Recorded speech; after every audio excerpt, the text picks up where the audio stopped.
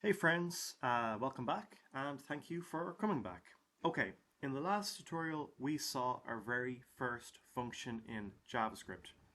And in the next tutorial, what we're going to do is we're going to actually create a more useful function where we're going to create a function that basically rolls a dice, so gets us a number between 1 and 6. So we can call it like roll dice, and then when we call or invoke the function, we get a number between 1 and 6.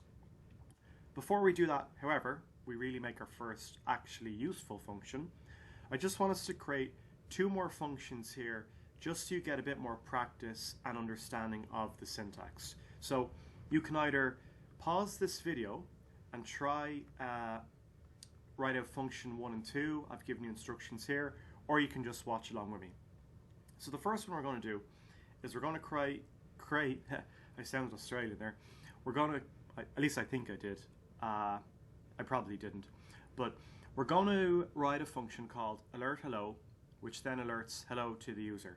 Obviously, we don't just want to create that function, we also want to call or invoke it, otherwise what's the point? And then we'll just create another function that has a few lines of a song. So we know how we can create a function. We use the keyword function, and I've given you the instruction, so it is alert hello. So now we're doing the function name, alert hello. We know it needs to have, we know that after the function name we need to have our parentheses, and then we have our curly braces, and in between the curly braces we can write our code. So we're not going to log it out to the console, we're actually going to alert it out to the user. So we're just going to say alert, parentheses, and our message will just be hello, and semicolon to end the statement. Now, if I save and refresh, nothing should happen because I've defined the function, but I haven't actually called or invoked it. So we have the function keyword, we have our function name, alert hello. Again, note the use of camel case, the H is uppercase, and we have our parentheses. We have our opening curly brace and our closing curly brace, but nowhere have we actually called the function. So basically what we've done is we have defined or created a function, but we have not actually called it.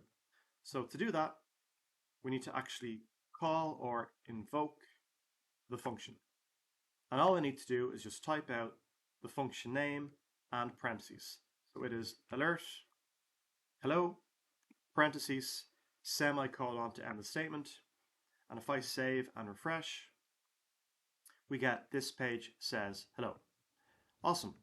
So congratulations, we have created a function and we've called or invoked the function. So that's awesome. Just for a bit more practice, let's create our next function.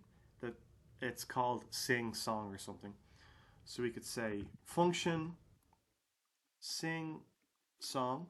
It can just be sing, by the way. We'll make it a bit simpler. Let's just delete that there. Okay, awesome. So we have our parentheses. And this time, instead of just having one single line of code, we'll do like multi-line. So this is a multi-line function, a function with more than one line of code.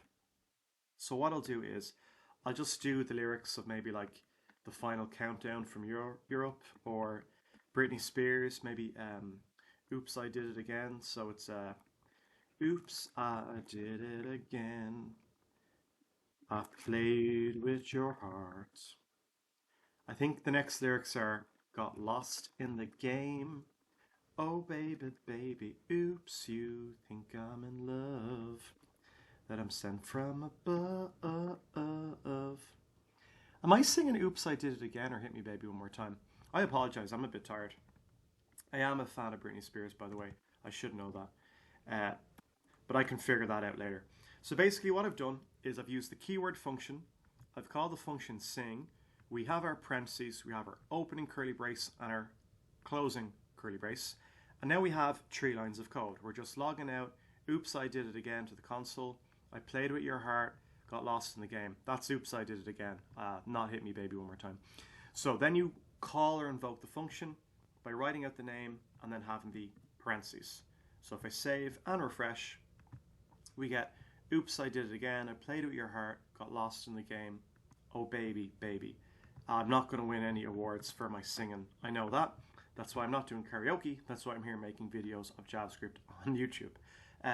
Okay, great. I hope you enjoyed that tutorial. I'll see you in the next one where we'll actually create a more useful function now. Not that singing Britney Spears isn't useful. It's very fun at parties. But let's go create a dice roll function in the next tutorial. So I'll see you then.